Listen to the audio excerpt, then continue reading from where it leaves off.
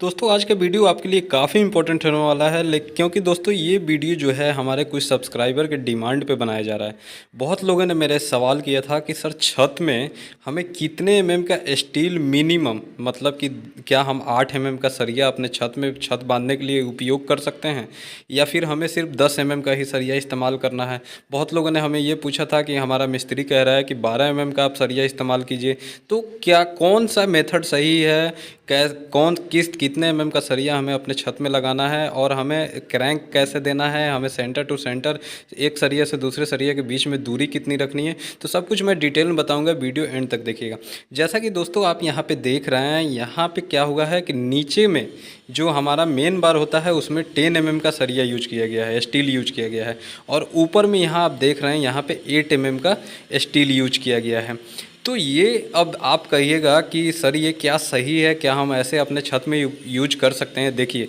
ये बिल्कुल सही है। ये कब यूज करना है, जैसे कि आपका मान लीजिए कि एक छत है, छत के चारों साइड में बीम है, क्योंकि आजकल हम जो घर बनाते हैं तो उसमें हम पूरा फ्रेम स्ट्रक्चर बनाते हैं तो उसमें कॉलम बीम सब देते हैं, तो बीम भी काफ़ी हैवी देते हैं। तो चारों साइड से बीम है यानी बीम का सपोर्ट है, तो वहाँ पे जो है आप आराम से, अगर आपका छत का दूरी मतलब आपका जो छत है ये ज़्यादा से ज़्यादा मतलब एक पिलर से दूसरे पिलर के बीच की दूरी 10 से 12 फीट तक है, मैक्सिमम 13 से 14 फीट है, उससे ज़्यादा नहीं होनी चाहिए। तो आप आराम से 10 एमएम का सरिया नीचे आप मेन बार में यूज करें, और जो डिस्ट्रीब्यूशन बार होता है ऊपर का सरिया वो आप 8 एमएम का यूज कर सकते हैं, कहीं आपको कोई दिक्कत नहीं आएगी। अब वहीं आप ये किस केस में अप्लाई होता है दोस्तों कि आप एक रेसिडेंशियल घर बना रहे हैं, रेसिडेंशियल जो हम अपने लिए बनाते हैं जिसमें ज़्यादा लोगों का लोड नहीं होता है, ज़्यादा लोगों का आवाजाही नहीं होता है। कमर्शियल बिल्डिंग अगर हम बनाते हैं जैसे कि मार्केट वाला जगह, शॉपिंग कॉम्प्लेक्स, तो वहाँ बहुत लोड होता है, वहाँ लोग भी होते हैं, लाइव लोड भी ज़्यादा होता है। तो फिर वैसे जगह पे आपको कॉलम काफ़ी बड़े, बीम काफ़ी बड़े देने होते हैं। तो उस हिसाब से जो छत है, छत की मोटाई भी 6 इंच की जाती है, 7 इंच की जाती है, और उसमें आपको 12 एमएम का 16 एमएम तक का सरिया यूज किया जाता है। लेकिन हम यहाँ रेसिडेंशियल घर बना रहे हैं, ज़्यादा से ज़्यादा 2 से 3 मंजिल तक का बनाएंगे, उसमें ज़्यादा से ज़्यादा एक फ्लोर पे आपके 10 लोग 15 लोग रहेंगे, या किसी किसी घर में मान लीजिए एक फ्लोर पे 5-6 लोग रहते हैं, फिर उसके ऊपर, तो इस तरीके का लोड जो है वहाँ पे कम लोड लग रहा है। तो आराम से वहाँ पे आप मेन बार 10 एमएम का यूज कर सकते हैं और डिस्ट्रीब्यूशन बार 8 एमएम का यूज कर सकते हैं। अब बहुत लोगों ने मेरे से ये सवाल किया था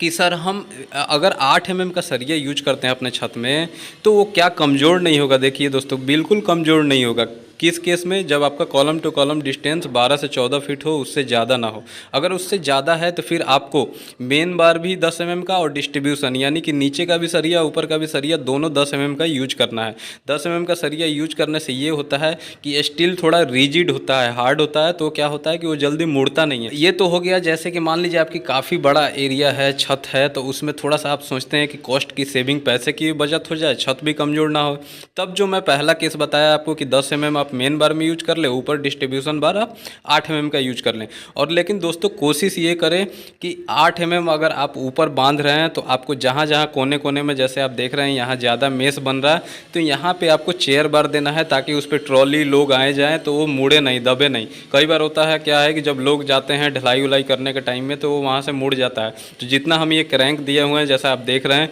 कि 45 डिग्री पे ये क्रैंक उठा के बीम पे दिया गया है, अब तो ताकि जो हमारा छत का जो बेंडिंग मोमेंट होता है, निगेटिव बेंडिंग मोमेंट जो होता है बीच में सेंटर में, वो हम वहाँ से ट्रांसफ़र कर सके कहाँ, हम अपने बीम पे, क्योंकि बीम पे सपोर्ट पे चला जाएगा तो फिर वहाँ से कॉलम पे ट्रांसफ़र हो जाएगा। तो इसलिए हम क्रैंक देते हैं। तो वहाँ पे अब क्या है कि अगर 8 एमएम आप दे रहे हैं ऊपर में तो फिर आपको चेयर बार जरूर देना है। अब दोस्तों एक और बात मैं आपको बता दूं कि छत में मेन बार और डिस्ट्रीब्यूशन बार यानी ऊपर और नीचे दोनों जगह का सरिया जो है आप 10 एमएम स्टील यूज करें। उससे क्या होगा कि जब हम क्रैंक वगैरह उसमें तोड़ते हैं, यानी कि बीम के ऊपर से जब क्रैंक ले जाते हैं तो आप उस पर जब चलते हैं या फिर ट्रॉली आती है तो वो जल्दी मुड़ता नहीं है, वो बैठता नहीं है, क्रैंक वहाँ रिजिड रहता है यानी अपने जगह पर फिक्स रहता है। और 10 एमएम का सरिया से क्या होता है कि थोड़ा सा स्ट्रेंथ भी बढ़ जाती है कंक्रीट की, तो इसलिए हम वहाँ पे दे सकते हैं। लेकिन दोस्तों आप कोशिश कीजिए कि एक कॉलम से दूसरे कॉलम की दूरी है, अगर हम एक रेसिडेंशियल घर बना रहे हैं तो 14 फीट से 15 फीट से ज़्यादा नहीं दें। अगर उससे ज़्यादा आप दे रहे हैं तो फिर आपका छत का स्पैन दूरी बढ़ जाता है। तो वहाँ पे क्या होता है कि जो जाल होता है, यानी कि जो मेस होता है, जो बांधना होता है छत में, फिर वहाँ पे आपको 10 mm का टॉप में यूज करना पड़ जाएगा और 12 mm का मतलब नीचे बॉटम में मेन बार में यूज करना पड़ जाएगा। तो आप कोशिश करिए कि 14 फीट के अंदर रहे, 10 mm का सरिया हम नीचे ऊपर यूज करें। और जो एक सरिया से दूसरे सरिया के बीच में जो हम बांधते हैं, जैसे आप देख रहे हैं बीच में ये सेंटर टू सेंटर दूरी, ये आपको 5 इंच यानी 125 mm, ज़्यादा से ज़्यादा आप 150 mm चेंज कर सकते हैं, उससे ज़्यादा आपको नहीं करना है।